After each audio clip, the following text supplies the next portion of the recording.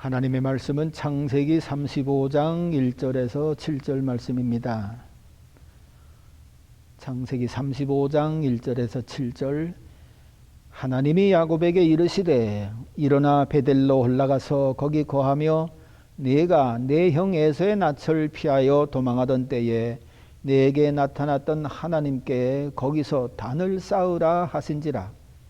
야곱이 이에 자기 집 사람과 자기와 함께한 모든 자에게 이르되 너희 중에 이방 신상을 버리고 자신을 정결케 하고 의복을 바꾸라. 우리가 일어나 베델로 올라가자. 나의 환난 날에 내게 응답하시며 나의 가는 길에서 나와 함께 하신 하나님께 내가 거기서 단을 쌓으라 하노라 하매 그들이 자기 손에 있는 모든 이방 신상과 자기 귀에 있는 고리를 야곱에게 주는지라. 야곱이 그것들을 세겜 근처 상수리 나무 아래 묻고 그들이 발행하였으나 하나님이 그 사면 고울들로 크게 두려워하게 하신 고로 야곱의 아들들을 추격하는 자가 없었더라. 야곱과 그와 함께한 모든 사람이 가나안 땅 루스 곧 베델에 이르고 그가 거기서 단을 쌓고 그것을 엘베델이라 불렀으니 이는 그 형의 낯을 피할 때에 하나님이 그에게 거기서 나타나셨음이더라. 아멘. 새해 첫 주간을 맞이했습니다. 새해를 맞은 모든 사랑하는 성도님들과 유튜브를 통해서 설교를 듣는 모든 이들에게 우리 살아계신 하나님의 축복을 받아서 지켜진 바 되어지고 형통한 바 되어지고 인도함을 받는 그런 삶을 살아가는 한 해가 될 수 있기를 간절히 바랍니다. 사도 바울은 예수님을 만난 이후부터 예수님을 위해 살겠다고 마음을 정하고 예수께서 부탁하신 대로 이방인들과 동족들에게 말씀을 전하면서 하는 훌륭한 사도의 역할을 감당합니다. 그런데 한때는 어찌된 영분인지 그가 로마서 7장 14절 이후에 보면은 그 훌륭한 사도 바울이 분명히 예수를 믿는 그런 귀한 사도였음에도 불구하고 자신이 죄 아래 팔렸다라는 고백을 합니다. 여러분, 사람이 죄 아래 팔렸다 할 것 같으면 죄가 그의 주인 노릇한다는 얘기 아닙니까? 이러므로 사도 바울이 죄 아래 팔렸다 하는 얘기는 주님을 주인으로 섬긴 사람이 어느 순간 죄를 주인으로 섬기는 그런 일을 했다는 것이지요. 여러분, 어떻게 그런 일이 있을 수가 있겠습니까? 그것도 완전한 선이시고 생명이신 예수님을 주인으로 삼고 살던 사람이 갑자기 자기 주인이 죄라. 이거 참 기가 막힌 노릇입니다. 어떻게 이런 사람이 죄 아래 팔려서 죄가 자기 주인 노릇을 하는 그런 형편까지 갑니까? 참 기가 막힌 그런 현상이 사도 바울에게 나타났던 것을 봅니다. 그래서 자기는 선을 원하는데 선을 행치 못하고 악을 행합니다. 하나님의 거룩하신 뜻대로 계명대로 살기를 원하지만 계명을 어기는 죄를 짓는 그런 삶을 살아갑니다. 하나님의 뜻도 어기고 거룩하신 예수님의 뜻도 어기고 심지어는 자기가 원하는 선도 행치 못하고 자기 속에 있는 선함을 행치 못하고 오히려 악을 행하는 죄 아래 팔린 자가 되었다고 고백을 합니다. 기가 막힌 일입니다. 그래서 내가 왜 이렇게 죄 아래 팔려서 원치 않는 악을 행하나 깊이 생각을 해보니까 자기 안에 죄가 있다는 것입니다. 자기 안에 죄가 있는 것이 자기를 그처럼 원하는 선을 행치 못하고 원치 않는 악을 행하고 하나님 뜻을 행치 못하고 세상 뜻을 따랐는지 악을 행한다는 그런 고백을 하고 있는 것입니까? 사실 어떤 면에서 도박하는 사람들 이렇게 얘기를 빌려보면은 고만해야 될 때를 안다는 것입니다. 아이고 이제는 고만하고 일어나야지. 속에 선이 있다는 거지요.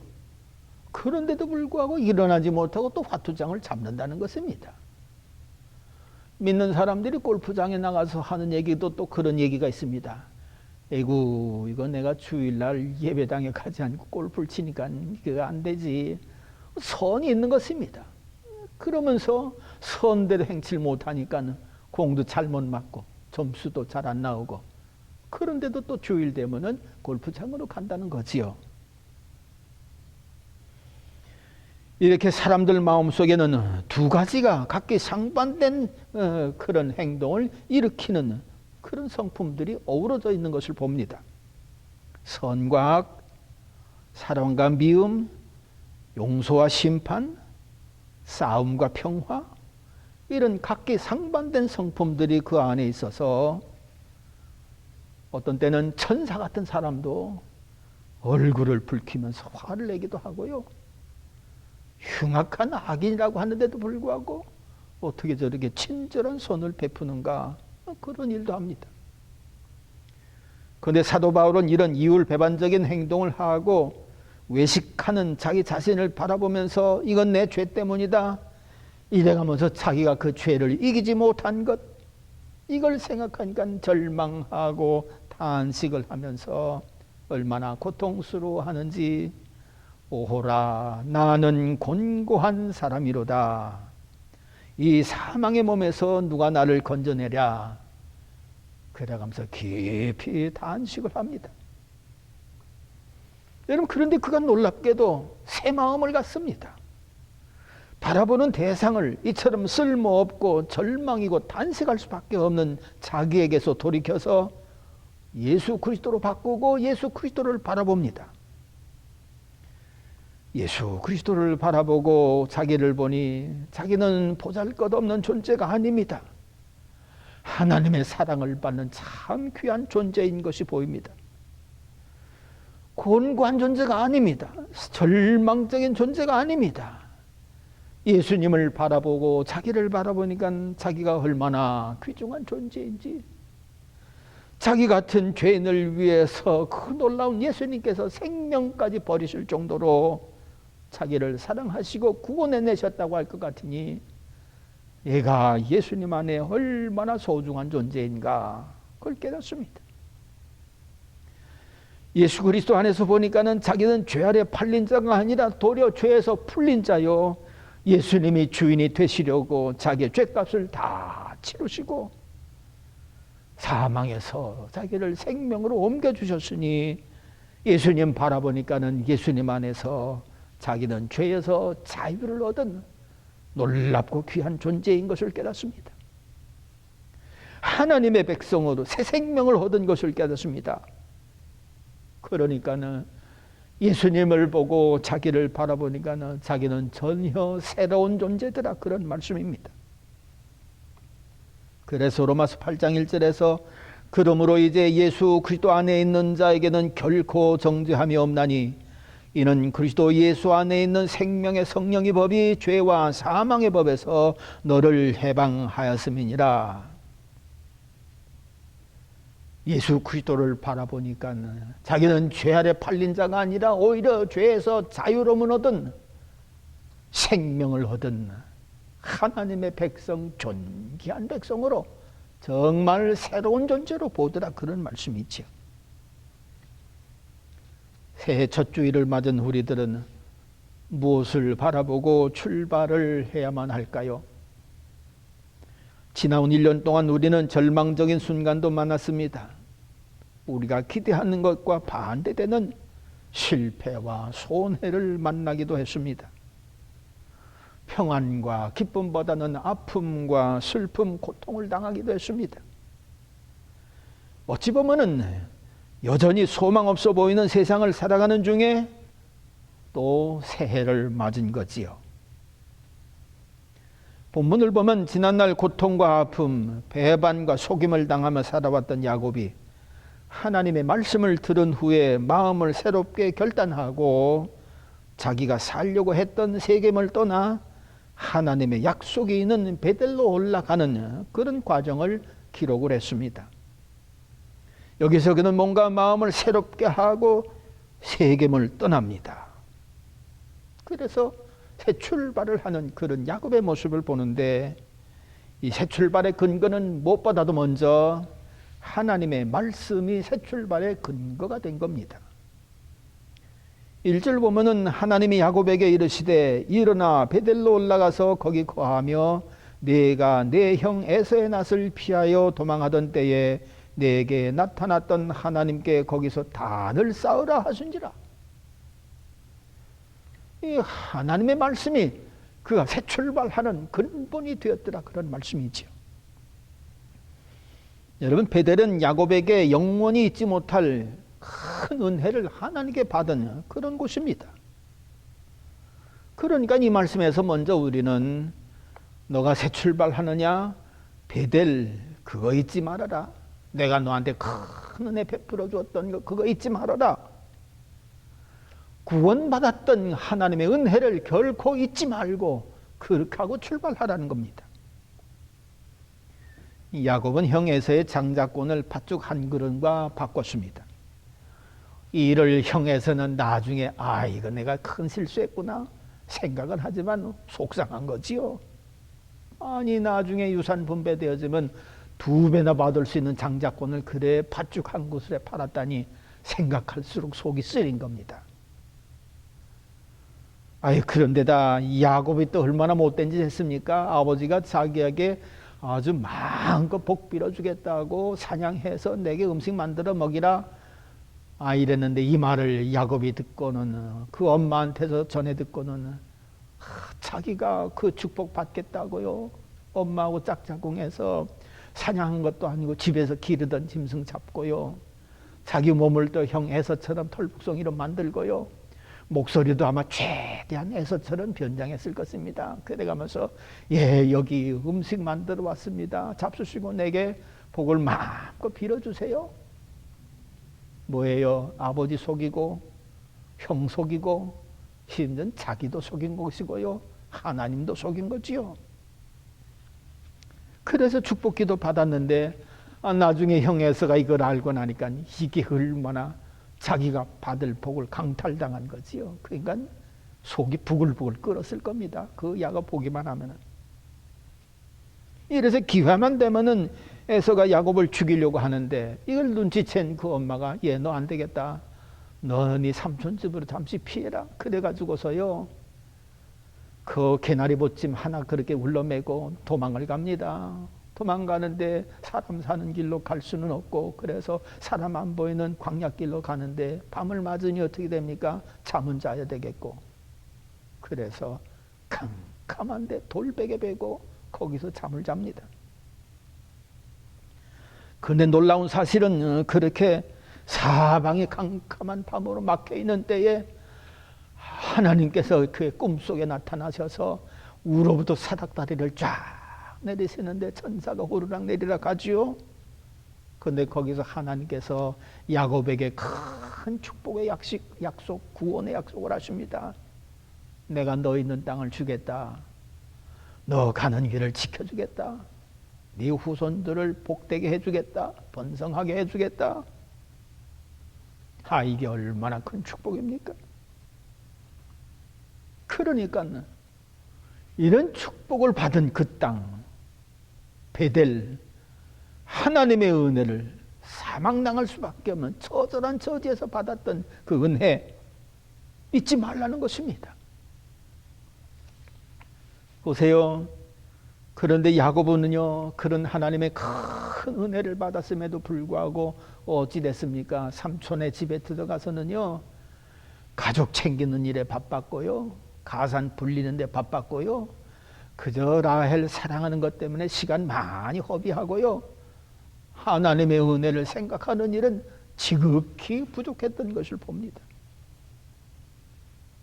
하나님의 은혜를 잊고 또 가려고 할 때는 베델로 가는 것이 아니라 세겜 땅으로 들어간 겁니다. 기가 막힌 노릇이죠. 그래서 하나님께서는 이 야곱에게 잊어버렸던 은혜를 알게 하기 위해서 생각지도 않은 사건을 만나게 하시고 고통을 당하게 한 다음에 그제서야 하나님과의 약속을 깨닫고 베델로 올라가자 말씀을 그렇게 주신 것이라고 봅니다. 그렇습니다. 우리 하나님께서는 은혜를 베풀어 주시고는 그 은혜를 꼭 잊지 말고 기억하라고 그렇게 말씀하십니다. 특별히 큰 은혜를 베풀어 주실 때는요, 반드시 그 일을 기억하라고 하셨습니다. 출애굽한 이스라엘 백성들에게 유월절은 정말 하나님의 놀라운 은혜입니다. 어떻게 거기서 벗어나옵니까? 근데 하나님께서 벗어나게 해주시지 않았어요. 10가지 기적으로. 특별히 마지막 기적, 모든 장자를 다 쳐 죽이는 주에 이스라엘 백성들의 장자는 다 살려내는 유월절의 그 축복. 그래서 하나님은 이처럼 구원해 주시고서는 출애굽기 12장 14절, 너희는 이날을 기념하여 여호와의 절기를 삼아 영원한 규례로 대대로 지킬지어다. 12장 17절 18절, 너희는 무교절을 지키라.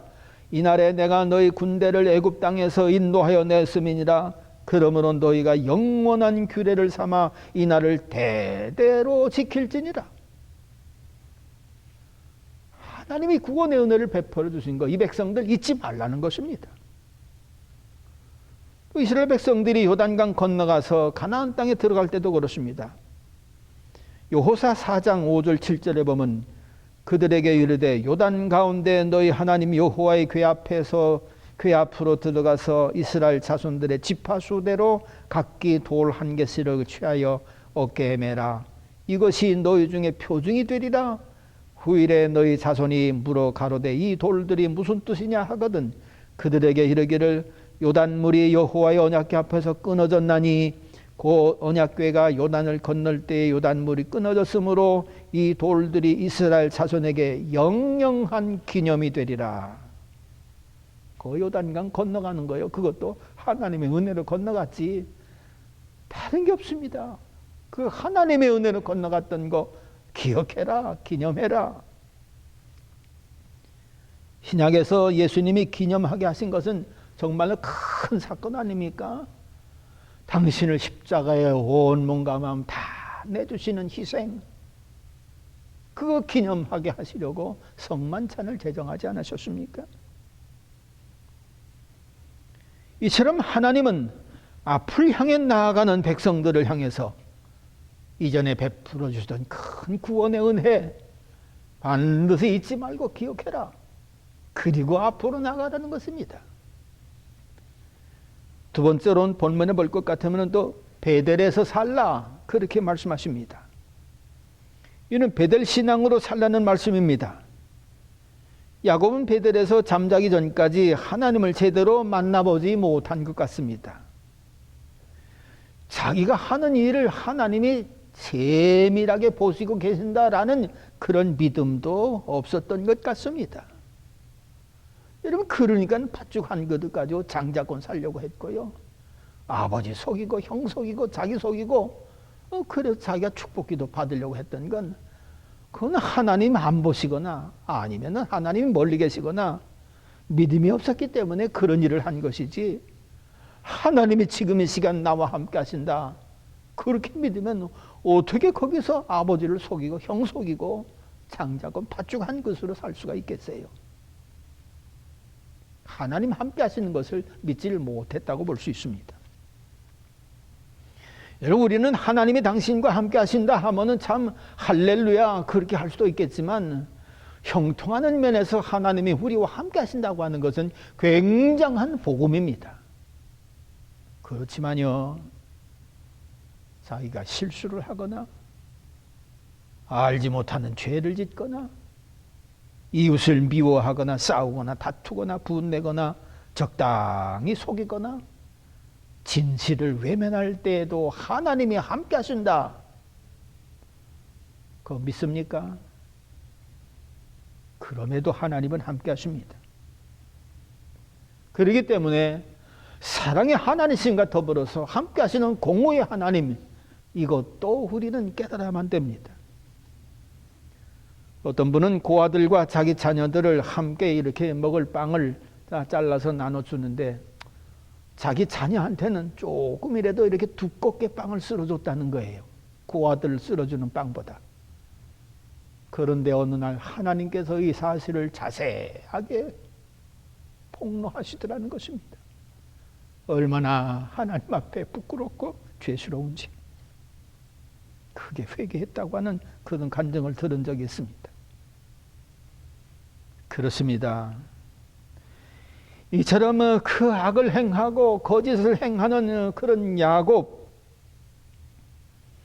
그런데도 하나님께서는 그를 보시고 그를 아시고 베델에서 그에게 나타나셨던 것이지요. 그것도 험한 돌베개 베고 자는 사방이 캄캄한 곳에서 하나님이 꿈속에 그를 만나주셨던 것입니다. 이러므로 베델에서 살라고 하는 얘기는 뭐냐? 그런 허름한 순간, 험악한 순간, 그 순간에도 하나님은 우리와 함께 하신다. 우리는 하나님 앞에 산다. 코람데오의 삶을 살라는 것입니다.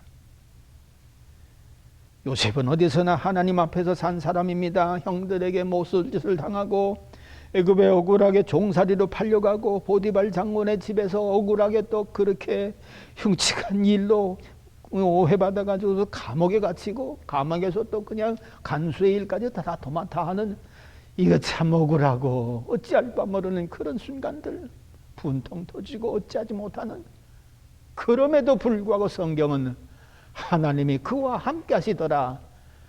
맡겨진 일을 최고의 일로, 하나님이 맡기신 일로 감옥에서도 성실하게, 보디발 장군의 집에서도 성실하게, 그러니까 부인이 나와 함께 즐기자 할 때 하나님 앞에서 코람데오 이 신앙을 가지고 이겨나간 것을 봅니다. 이러므로 하나님은 언제나 우리들을 보시고 아십니다. 그러므로 베델에서 살아라 한다고 하는 얘기는 너 하나님 앞에서 살아라, 코람데오의 삶을 살라고 말씀하시는 것입니다. 요셉 그런 믿음으로 가지고 사니 하나님께서 그를 통해 영광을 드러내지 않습니까? 셋째로 또 하나님은 그에게 단을 쌓고 새로운 삶을 살아라. 이 단을 쌓으라고 하는 말씀은 기념비적인 그런 의미도 있습니다. 그러나 또 다른 의미는 하나님을 경외하며 살아라. 야곱은 하나님을 경외하는 것에 부족했습니다.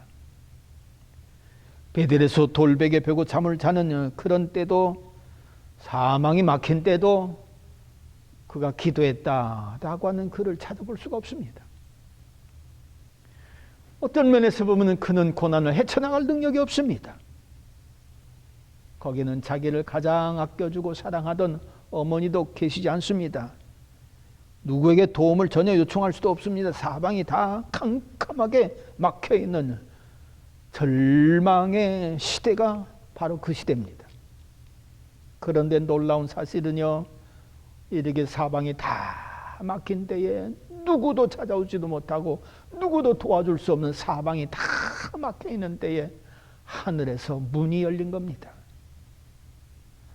하늘에서 문이 열리더니 위로부터 사닥다리가 쫙 내려오는데 천사가 호루락내락 하지요.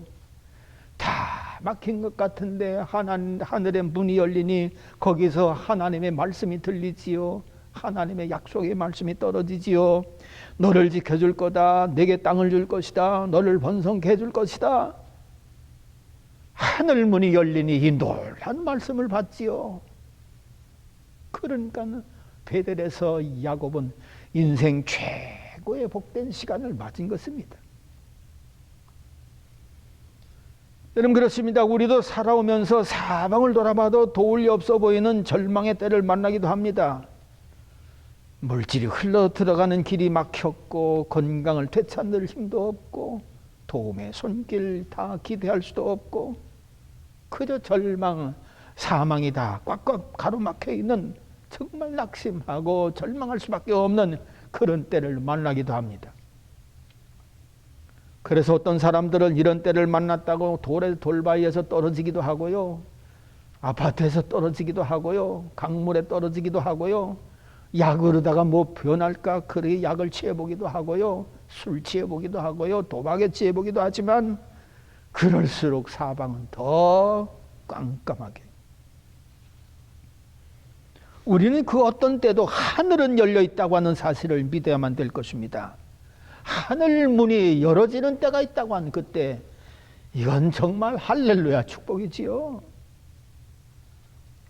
그 하늘 문이 열리면 돌베개 베고 자는 광야에서도 열리기도 하고요, 온갖 더럽고 추하고 냄새나는 지저분한 피할 수 없는 감옥에서도 열리기도 하고요, 전쟁터에서도 열리고요, 더 이상 심장 박동기를 작동시킬 수 없는 그런 절망적인 상황에서도 하늘문이 열리고요. 여러분, 그렇게 하늘문이 열려서 하나님과 통하게 되고 하나님과 화평하게 된다면 인생이 역전이 되어지는 거지요. 베델은 하늘문이 열려서 야곱이 새 힘과 새 소망을 받은 것입니다. 그러니 이 엄청난 축복을 받은 야곱, 하나님을 경외해야만 될 것입니다. 경배하며 살아야만 될 것입니다. 여러분, 그동안에 이 야곱은 어떻게 살았습니까? 여인 사랑한다고 하는 여인 라헬 때문에 몇 년을 허비했습니까? 그냥 라헬. 또 삼촌 그 거부된 거 자기도 이제는 거부가 돼야 되겠으니까 또 짐승 이거 또 그거 어떻게 하면은 또 이거 갖고 올 수 있을까? 형에서를 만나서 또 죽임당할 것 같은 그런 때에도 어떻게 하면 목숨 건질 수 있을까? 땅의 것에만 열심. 그러다가 이 엄청난 고난을 만났을 때 하늘문이 열려서 하나님의 약속을 받고 하나님의 지켜주심과 하나님의 돌보심과 하나님의 사랑을 받았으니, 야, 이거 참 너무너무 귀한 은혜 아닙니까? 하나님 경배 안 할 수가 없는 겁니다. 그동안 잊고 살았던 하나님 경외하는 마음, 여기서 되찾고 살아라. 말씀 그 말씀이지요. 오늘도 하나님은 경배하는 자를 찾습니다. 예배드리는 자를 찾습니다. 하나님께 예배드리는 자들은 신령과 진정으로 예배드릴지니니 곧 이때라 아버지께서는 이렇게 자기에게 예배하는 자들을 찾으시느니라. 이러므로 우리는 하나님께 예배드리는 마음으로 삶을 살아야만 될 줄로 믿습니다. 다음에 이 야곱은 하나님의 말씀에 순종을 합니다. 그래가지고 하나님께 나아가는데 생각해 보니까는 하나님 원치 않는 것이 있으면 안 되겠다 싶어가지고 하나님 기뻐하지 않는 게 뭐가 있나 찾아보니까는요, 아이고야, 믿는 도끼에 발등 찍힌다고 제일 사랑하는 라헬에게서 우상이 나오지를 않나. 여기저기서 그냥 뭐 드라빔 우상들이 두두둑 나오는 겁니다. 야, 이거 내 속을 몰랐구나. 이거 다 가져와라. 이래가지고서 다 빼앗아서 그저 땅 묻어두고 갑니다. 아내가 좋아하는 것이라도 하나님이 기뻐하지 않는 것 거두어서 버리고 갑니다. 자신도 정결하게 하고요, 마음을 새롭게 하고요, 의복도 갈아입습니다. 한마디로 하나님을 믿고 섬길 것을 우선하고 하나님을 기뻐하시는 쪽으로 마음 새롭게 정하고 새 출발합니다. 자기 생각대로가 아니라 하나님께서 그렇게 하라고 하셨으니까 순종하는 거지요. 이런 순종한 야곱을 하나님께서는 기뻐하셔서 그들의 가는 길을 보호해 주십니다. 세겜 족속들이 분풀이 당했다고 그저 그냥 막 난리칠 만도 한데, 아이고야, 전혀 꿈쩍도 안 합니다. 오히려 야곱 일행을 두려워합니다. 사면 고을들도 야곱을 두려워합니다. 아무도 건드리지를 못합니다. 다 하나님의 은혜가 또 연장되는 거지요. 우리는 이제 막 출발한 새해 여정이 하나님께 받은 바 은혜를 기억하며 살아가는 그런 새해가 되어야만 될 줄로 믿습니다. 세상에 살아가지만 영적으로는 코람되어 하나님 앞에서 산다. 그런 믿음 가지고 출발해야만 될 것입니다. 나를 구원하신 예수님을 경외하는 예배의 삶을 그렇게 살아가는 새해가 되어야만 될 줄로 믿습니다. 이런 여행을 하는 야곱에게 하나님은 또다시 구원해 주시고 복 주시고 지켜주시는 하나님의 인도하심을 허락해 주셨던 것처럼 우리도 이런 하나님의 은총 허락받는 새해를 살아가는 모두가 될 줄로 믿고 주께 늘 감사한 마음으로 새해를 살아갈 수 있기를 바랍니다. 기도하겠습니다. 하나님 아버지 감사합니다. 우리가 지난날에 잘못된 것을 되풀이지 하지 아니하도록 우리의 마음을 정한 마음과 정결한 영으로 새롭게 하사 야곱이 출발했던 것처럼 은혜를 잊지 않고 앞을 향하여 나아가고 하나님 앞에서 산다고 하는 놀라운 믿음 가지고 앞으로 나아가며 아버지 하나님 말씀을 따라 하나님을 기쁘시게 하는 삶, 내게 부족한 것 있으면 다 주님께 의탁하옵고 잘못된 것 있으면 주님께 용서받고 깨닫지 못한 것 있으면 깨달음 받아서 정한 마음과 정결한 영을 가지고 앞을 향해 주님 섬기며 살아가는 새해가 될 수 있도록 축복해 주시옵소서. 모든 것 주님께 의탁하옵고 감사드리며 예수님의 이름으로 기도하옵나이다. 아멘.